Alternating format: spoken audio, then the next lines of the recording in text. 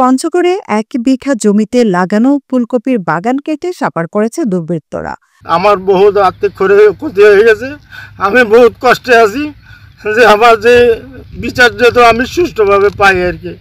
আজ শনিবার ৮ ফেব্রুয়ারি সকালে ফুলকপির বাগানে সেচ দিতে গিয়ে বাগানে সমস্ত ফুলকপি কাটা পড়ে থাকতে দেখতে পান কৃষক আবু সাইদ।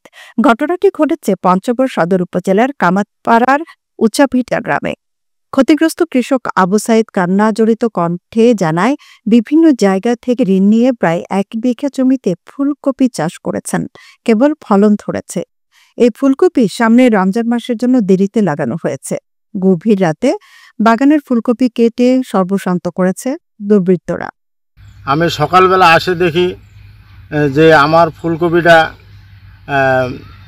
কাটে শেষ করে দিছে। কে বা কারা কাটছে দেখি নাই, কিন্তু আমার এখানে যে কষ্ট করে আমি যেই পরিশ্রম করে যেই অর্থ ব্যয় করে লোন করে আমি এই কপির আবাদটা করি, আমার আধা বিঘা কপি কাটে শেষ করে দিয়েছে গত রাতেই।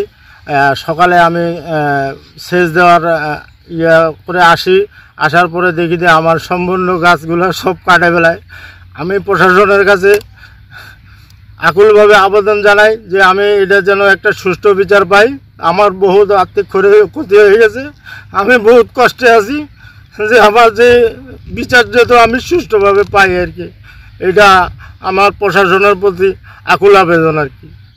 আজকে আমি সকালবেলা এখানে ঘুরতে আসে দেখি যে আজকে এই একটা নিরীহ কৃষকের আবারটা এইভাবে যে নষ্ট করলো কি বা কারা, এটা তো একটা অমানবিক।